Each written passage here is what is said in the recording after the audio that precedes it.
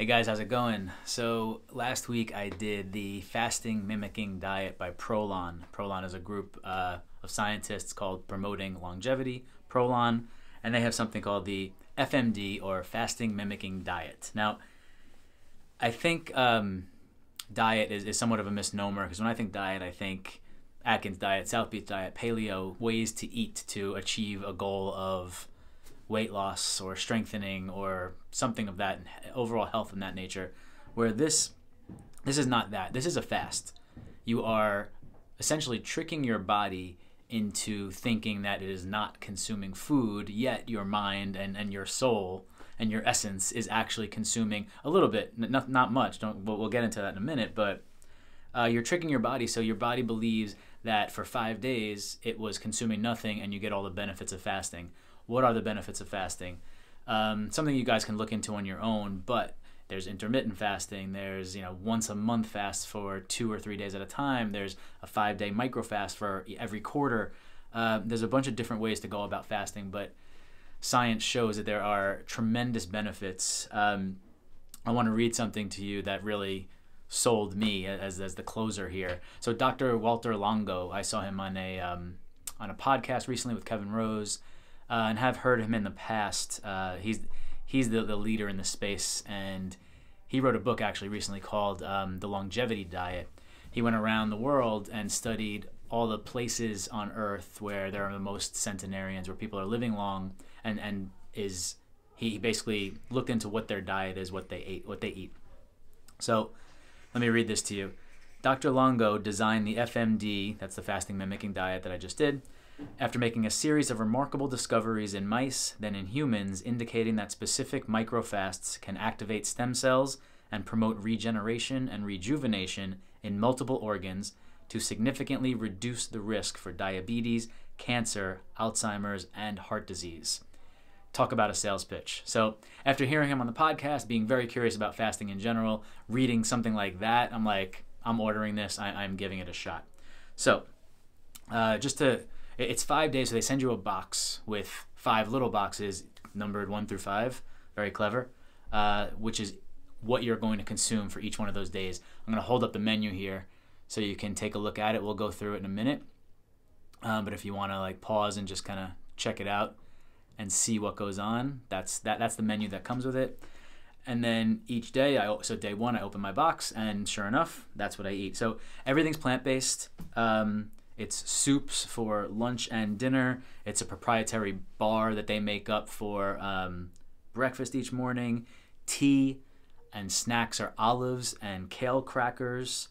And not just hey, you can go snack on olives whenever you want. There's a specific pack of olives, obviously I'm sure measured out to a specific size. There's a pack of kale crackers. And then supplements every day. And there's something called the L drink, which is some formula you pour into a water bottle, 32 ounces of water, and you drink that throughout the day. I don't know the science behind why these things match together, but obviously these guys are the experts here, not me. So let's go up to so day 1. I'm going to run through the days very quickly, and then I'm just going to give some tips and tricks and just my overall thoughts on the process here. So day 1 was not bad. I was hungry before bed, but I assume day 1 would be the easiest because I have, leftover calories, energy kind of stored from the weekend. And because day 1, I didn't mention this, day 1 is 11 to 1200 calories, where every other day is about 700, 750 calories. So I wouldn't say it was a lot of food, and certainly not for what I'm used to consuming, but it wasn't bad at all. So day 1, I went to bed feeling pretty good. Day 2. Pretty good, a noticeable decrease in the calories. From day 1 to day 2, I'm eating 2/3 as much stuff as I did on day 1. And I had my first thought on this day, on Tuesday, holy shit, I can't believe I can't eat real food until Saturday.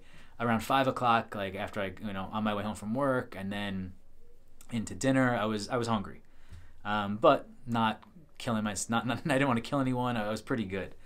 Day 3, so every day I get an email tip about what to expect that day. Day 3, Wednesday, the tip said that this is the day that people usually struggle with. Then there's no on day 3 and also day 5. There's no midday snack and there's no like dessert. So on 3 of the days, there's this another proprietary choco kind of chocolatey plant-based bar that is your dessert. Day 3 didn't have that or a snack. I was hungry when I woke up on day 3, and again I was like, fuck, 3 more days of this. This is gonna be rough. But ended up having a pretty good day. And, you know, I felt, obviously, at this point, I feel like I'm losing weight. I feel that my skin is starting to feel better. And this is now hump day, right? So now you get through day 3, and you're like, all right, 2 days to go. I'm on the home stretch here. So day 4 wasn't bad at all. And actually, the tip that morning said that people usually feel energized on this day. I crushed this day. This was day 4, Thursday. And I got back the snack and the dessert. So I was like, you know, like a gluttonous embarrassment of riches here. I get to have an extra, I get to have some kale crackers. And then finally, day 5 wasn't bad at all. Even without the snack and the dessert. Maybe it's because my brain was just like, all right, this is it. And I'm kind of done here. But on this day, day 5, I did a great job of pushing everything back. And I'll talk about that in terms of tricks in a second.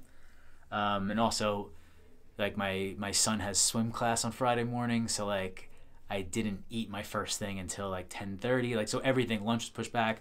Dinner, what I usually eat with my boys and my wife, I like didn't eat dinner until they went to bed. So like everything was pushed back, which made, I think, the day easier for me. And that was it. So, and then day 6, your first day back, is supposed to be a transition day. I happened to travel on that day and had a 95th birthday dinner at an Italian restaurant. So my transition ease back into reality was not as good as it should have been, but whatever. Still got the benefits of the 5 days. So I crushed this thing. I'm not gonna lie. I totally crushed it. I didn't complain at all. Like, my wife was amazed. Like, I didn't want to kill anyone. I didn't complain. I mean, pat myself on the back here, but fucking destroyed it. Anyway, so some tricks that worked for me. I don't know if they're gonna work for you, or even if you're even gonna try this, but somebody out there might be trying this. These are the things that worked for me. 1, tons of water, which I do every day anyway. I'm a big water drinker, and a lot of tea now too. So I had probably 3 teas per day. And like I was just talking about with day 5, I tried to push back as much as possible. What I mean by that is I wake up pretty early because I have 2 young boys. So what I would do is when they woke me up, usually in the 6 o'clock hour, I would have a tea to start my day. And then I would wait as long as possible to have that like first breakfast bar, that plant-based bar that they give, like sometime between 9 and 10. So yeah, it might be a struggle to like wait around, but I have, you know, taking my boys to school, or just there's stuff going on, so I wasn't like sitting there like waiting for the clock. So I tried to push that back. And you know, once you have a little later breakfast, then everything gets pushed back, and it makes it a little easier. To go along with that, going to sleep earlier is probably a good idea. I did not do that, but that would be a good thing to do. Another one, the midday snack. I tried to save a piece of it for quote unquote dessert on days 3 and day 5. So like kale cracker, I would like save 2 of the 4 crackers for after dinner to have at like 9 o'clock, and I would like literally like nibble on it like a mouse, like so ridiculously lame. But that worked for me, just the idea of being able to consume something else later that night on days 3 and 5. And then the L drink, that water bottle. ProLon sends you this water bottle that you're supposed to drink throughout the day. In addition to regular water, I assume this has, whatever formula this has in it, does something for your energy or does something. So I tried to extend that as long as possible. So again, like after my boys went to sleep, I had something else to like go grab in the fridge. Like, so when I came home from work, I put it in the fridge. I probably only had this much left, but late at night, after my boys go to sleep and I'm sitting on the couch, it's another thing. All right, I can go consume something besides water or tea right now, and I go get that, and I would drink some more of that. So